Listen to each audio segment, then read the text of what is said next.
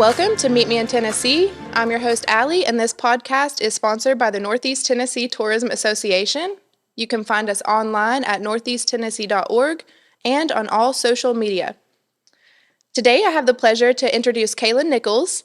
Kayla is with the Appalachian Resource Conservation and Development Council, also known as the Appalachian RC&D Council, based here in Northeast Tennessee. So we're really excited. Thank you for being here today. Thank you for having me. I'm excited to be here. Yes.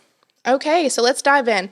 The mission of the Appalachian RC&D Council is to conserve natural resources and improve rural economies through community leadership and enhanced educational opportunities. Kayla, what does this mean to you and the work you do for the organization?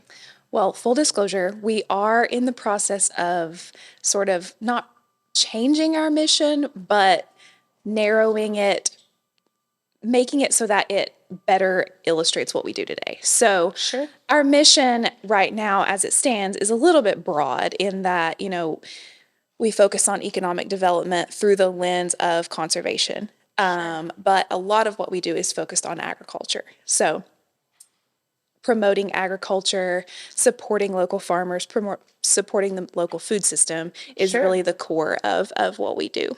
Okay, and can you tell our listeners, for someone who's not familiar with the organization, how do you work with and support these local farmers? So a lot of our work comes through training and just technical support for farmers. So we offer a lot of beginner gardener classes, beginner farmer classes. Okay. We do a lot of workshops for like specialty crop production and things like that. And then also workshops that focus on the business side of farming. So how to help farmers understand how to run a small business. Because a lot of Sure. farmers get into it because they love farming, not necessarily have that education for how to run a business. So sometimes those skills are the most important that they need to get going. So Absolutely. Do you feel like any of these programs or workshops are directed at youth interested in getting into farming who may Yeah. not have had that background? Yeah, absolutely. So we do also support local FFA groups, the Future Farmers of America, through the local high schools, and we help them through sponsoring the Envirothon, which is it's related to FFA, but it's kind of focused more on conservation. So FFA students can compete in Envirothon to essentially test their skills and their knowledge on soil conservation, water conservation, land conservation, things like that. So that's just one way of, engaging youth in agriculture and conservation, but also the Build It Up workshop that we offer is specifically targeted to families. So to help parents and children understand how to grow food, where food comes from, and all of those things. Are these unique programs to the Appalachian RC&D, or are they state-based programs? So Build It Up is funded through Berea College through their Grow Appalachia program. Okay. And so they fund, I'm not sure exactly how many, but they fund a couple of those similar type programs around Appalachia more broadly. Sure. But Build It Up is the only one, as far as I'm aware of, in Northeast Tennessee that's specifically targeted for helping families learn how to grow backyard gardens.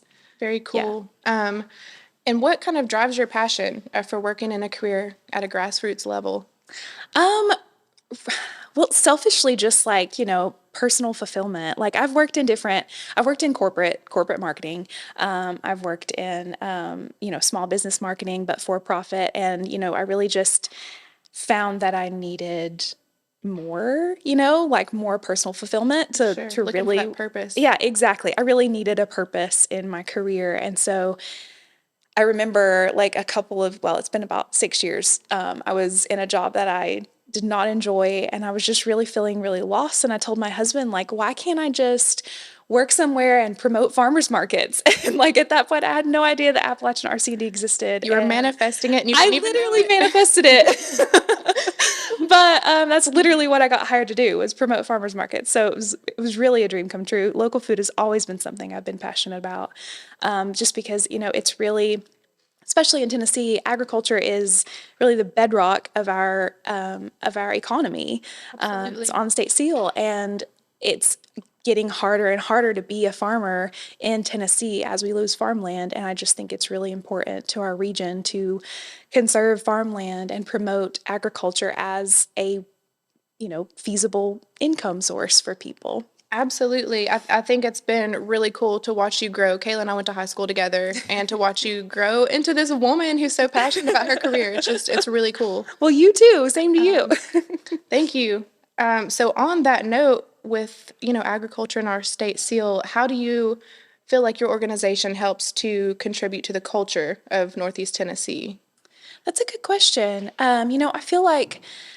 I feel like in the last 10 years or so, there's been a big push regionally just for like local in general, whether it's shop local, buy local gifts, all of that, local art, local music, all of that kind of thing.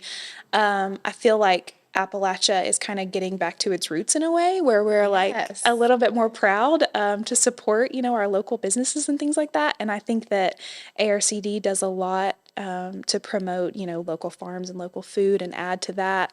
And also just like celebrating our local food, like our local recipes, our cornbread, soup, beans, and things like that. We have our annual farm to table dinner that, helps to do that. We're just like, I don't know if that makes sense. We're right in the season where everything is blooming, Yeah. and farmers markets just picked up starting in April. So we're really excited about that, and y'all are just right smack in the middle of it all. Yeah. So can you tell our listeners a little bit about the local food policy council you're involved with? Yeah, absolutely. So this is something new that we started. It's funded under a regional food system partnership grant through the USDA, and so the purpose of it is to promote local food systems across the nation. Ours is focused on the 8 counties of Northeast Tennessee. And so the goal is to just increase local investment in, access to, and consumption of locally grown or produced food. And one of the ways we want to do that is by establishing a food policy council. So just a little historical background. The first food policy council ever was started in Knoxville in the 80s. Ever. It was the first one. Very exciting. They're still operational today. And then other than ours, there's one other food policy council in the state. And so food policy councils work together with public-private partnerships to create a more collaborative local food system that works better for everyone. And so our hope is to get representation from local leadership, local business owners, local farmers, and also just local consumers, and make sure that food policy, either, from the counties and cities, but also just like how we as consumers support our local food system. Sure. How we can do that collaboratively and how we can make sure that we're making it accessible to everyone. And so we've just gotten started. We are looking for new members. So if anyone's interested in that, would encourage them to reach out to me, because we want a large group of engaged people who are passionate about food policy. Yes, So, please. Is that open to the general public? Are you It looking is. for specific representation? I mean, we would like to have some people that are just consumers, and just coming at it from that perspective. But, particularly, we would also like people who work at other nonprofits that work in the food space. Okay. People who own local businesses that work in the food space. So yeah, I mean, anybody can absolutely reach out. Okay, and where would they reach out to? They can email me, Kayla@arcd.org. Okay, awesome. I just think bringing this group together as a collaborative effort is such an important task force. And like you said, the work is just beginning. Yeah, absolutely. But we are in the perfect region to celebrate local food. And when you're shopping at the grocery store, you'd be surprised how many farmers have co-ops and come out to the markets every Absolutely. weekend. Yeah. And I think there's really an opportunity here for growth in this space, because like I went to a conference recently in North Carolina that was a conference specifically for food policy councils. And in Tennessee, we have 3. In North Carolina, they have over 30. Wow. So 30 food policy councils working in their like hyper-local communities to improve their local food system. And that has just grown in like the last 6 years in North Carolina. So there's a huge opportunity for growth in Tennessee. And I feel like, we have just as many engaged people over here. So Absolutely. And we have amazing soil here Yeah, for growing absolutely. food. That's all we need. yeah. So why is the local food supply chain important? And we've touched on it a little bit. And going back to the farmers, how do they play such a vital role in That's a local good food? question. Yeah. So local food systems, used to, if you go back 50 years, they used to be hyper local. We used to grow our own food and we used to share it with our neighbors. And in this country, we have shifted toward a more centralized, corporate based food system. And in some ways, there are benefits to that. It's very efficient, it's very cheap. For almost all of our meat to be produced and processed in the Midwest. But especially in recent years, there have been a lot of things that have happened that have shown that there are fragilities built into that system. Pandemics cause a lot of problems with centralized food systems. Large food producers and aggregators are also highly prone to fires or cyber attacks and things like that. And so the more decentralized our food system can be, the stronger it can be in the long run, and the more resilient it can be in the long run. And going back to what we were talking about how Appalachia coming back to its roots, we are a resilient people here. Absolutely. And we know how to grow our own food.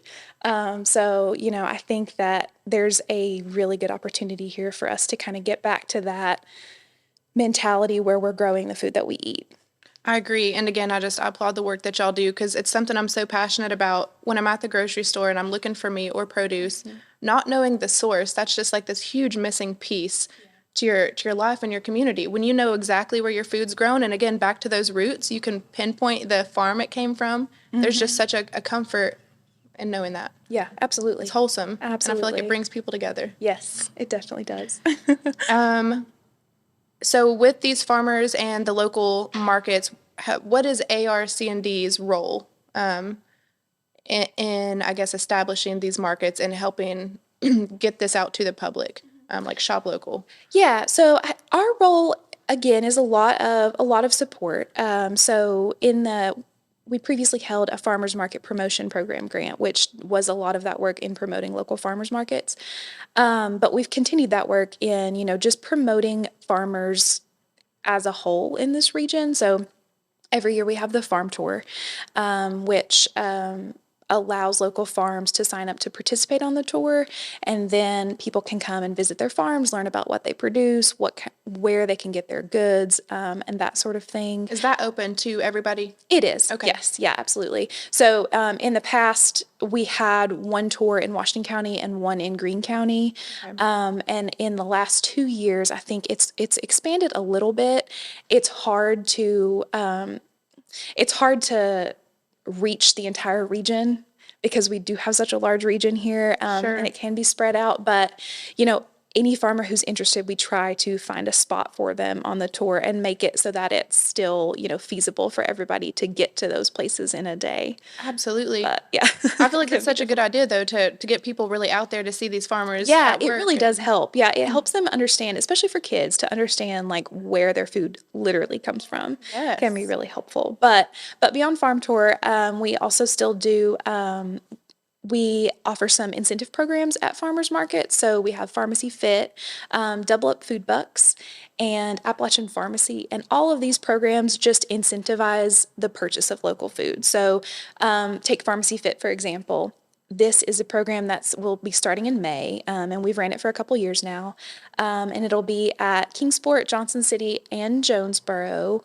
There may be a new one that I'm forgetting, but all the details will be on our website soon. Okay. But folks can go sign up to walk 1 mile, and then they get $3 in tokens that they can use at any vendor to purchase fruits or vegetables. And so essentially you walk a mile, you get a little exercise, and then you get free food. And if you're a family of 4 and you come and do this, then, every person gets $3. So it can really make an impact on. Absolutely. Yeah. It's a really cool little program. But these are programs that organizations run across the country. So these are just small little ways to get your community involved, and to just be able to purchase more local food. Sure, and help bringing out the community to support these local farmers and the local food scene. How do you feel like this kind of relates to agritourism if we have visitors to Northeast Tennessee who might find out about these incentives? Yeah, absolutely. So we hold farm tours on a Saturday. So, like for example, if someone were visiting the area on for the weekend or something, they could go to the farmers market in the morning, participate in Pharmacy Fit, shop from our local vendors, and then go to farm tour that afternoon.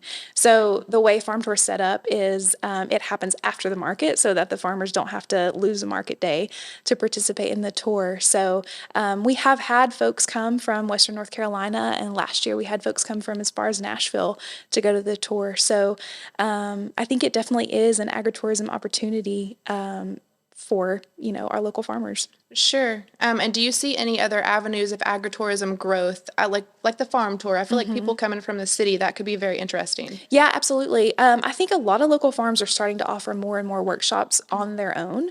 We have some local farmers who have done chicken processing workshops, on their farms, or I'm super interested. I would I love to go know. to something like It's that. very cool. We're doing a mushroom inoculation workshop soon. Okay, yeah. Which is very cool. So a lot of those like hyper specific subject workshops are actually really interesting for people who are coming from, other parts of the state. Yes, and Yeah. I'm going off on a tangent already, thinking about mushrooms. I know. Do you hunt or forage for morels? I do. I love morels. It is They're season great. right now. I know. And I'm not giving away any of my spots, No.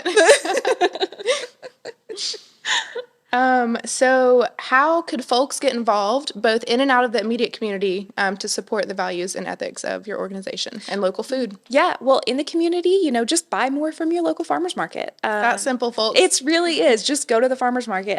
There are some that are already up and running this season. Johnson City and Kingsport have started their markets. I think they started last week. But most markets will be starting by the first week of May.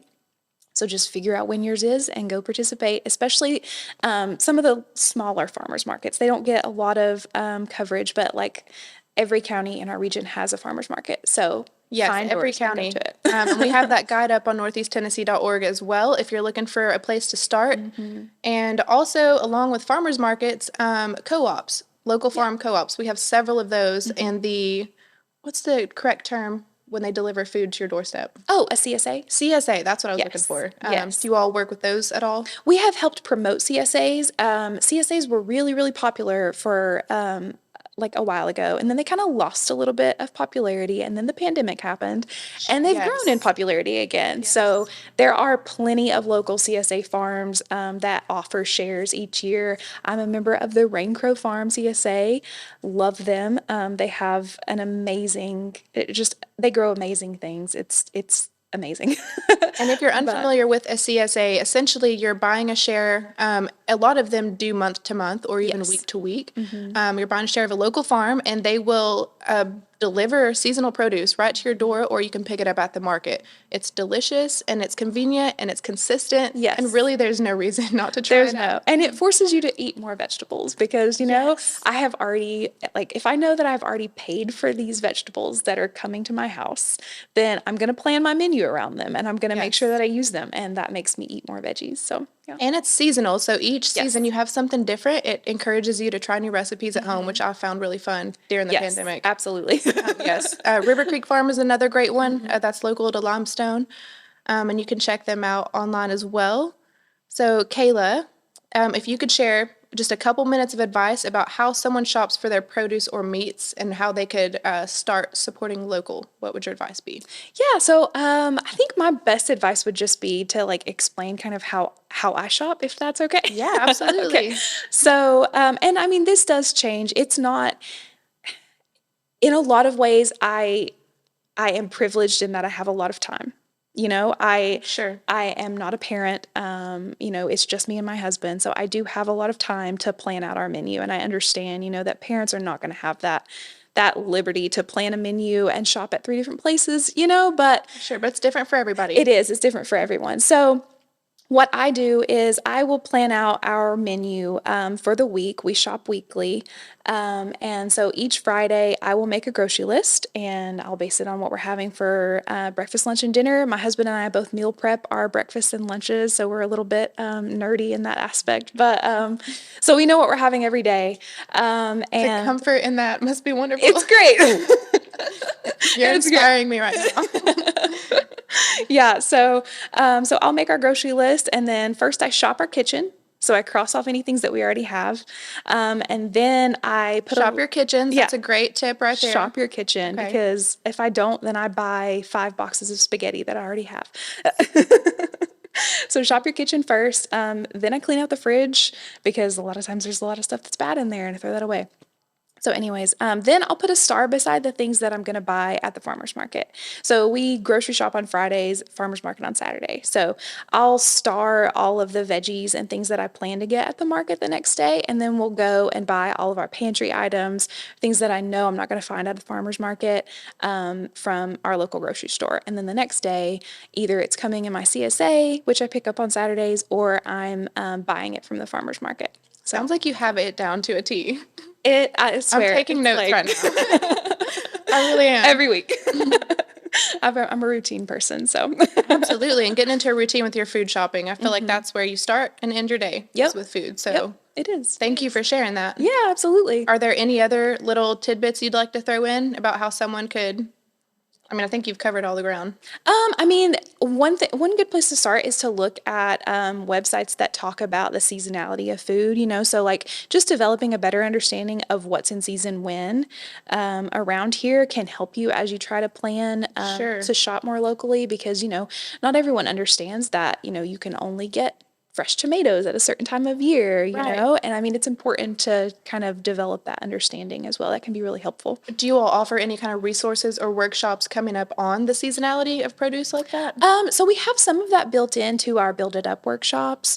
And then some of the Appalachian pharmacy workshops, they're based on cooking and food preservation, but they do discuss like the seasonality of food and, putting up food as like an Appalachian tradition. So Right, because that's such an important thing that I haven't really thought about as an Appalachian. I just grew up knowing that tomatoes are best in the summer. yeah, Or, exactly. Exactly. Yeah. Blackberries, you can pick them in June. Exactly. Or if you get a bumper crop of corn, how to can it Right. and Oh have my it for word. I wish I had the canning technique from my mama. Me The green beans are like no other I've ever had. Yes. I'll never taste those green beans. Recently, my family was cleaning out my grandparents' old cellar and found, 20-year-old canned green beans. Oh, wow. We didn't try them, but you could tell that the canning had lasted throughout Wow. decades. It's like a vintage bottle of wine. I know. I'm like, I'm going to keep that for a souvenir. Yeah, absolutely. Mama's beans. She'll be proud. So, what is a local favorite dining spot of yours here in Northeast Tennessee? Ooh, oh my gosh, there's so many. I really do love Main Street Pizza. I did used to work there, so I guess I'm a little bit biased, but I just know that they source locally, and they, put a lot of work into creating their menus and creating their recipes. So I really appreciate that. But then also there's a little spot in Boones Creek called Franny's Vegan Cafe. And they used to be a food truck, and they have their meat menu is all vegan. It's really, really good. Yeah. And what was that called again? Franny's Vegan Cafe. Franny's Vegan. Okay. Yeah. I'm going to have to try that one It's out. great. Okay. And then on the topic of things to do around our region, Yes. what's a favorite local activity that you can only do here in Northeast Tennessee, whether it's outdoors or an attraction, music? Oh, that's a good question. I mean, I want to say the Northeast Tennessee Farm Tour. Yeah. Well, of course. That's one of a kind for sure. One of a kind. Yeah, I think that would be my answer. Okay, It's great. awesome. And do y'all have a date planned out for that farm tour? It is planned for the last Saturday in June. Okay. Tickets will go on sale in May at some point. But yes. Awesome. Thank you for sharing. Are there any other topics you'd like to discuss on the podcast today? For any upcoming events? Nothing that I can think of. Just farmers market starting in a couple weeks. Make sure to go to the farmers market. Yes, farmers market season. This is your sign to get out there this Saturday. Again, check out the blog on the website if you're looking for a place to start. And then can you just share any resources where folks can learn more about the Appalachian RC&D Council? Yeah, our website is arcd.org. You'll find information there about all of our programs, all of our workshops. Field school registration is open now, so if you are a beginning farmer, there is, a multitude of options. You can do one-off workshops. You can just get the mushroom inoculation workshop if you want, or you can go to the whole season of workshops. And then we also have a fruit tree grafting workshop coming up. which will be exciting. So, yeah, Awesome. Kayla, thank you so much for being here today. absolutely. Thank you for having me. Yes, and thank you for all the work that y'all do. We appreciate you. And to our listeners, I just want to remind you that the Appalachian Trail Vista will take place on August 4th through 7th at East Tennessee State University in Johnson City. And you can visit atvista2023.org to learn more. And for events and happenings in Northeast Tennessee, be sure to follow us on all the socials, where there's more up here to do, see, and be when you meet me in Tennessee. Thanks for tuning in.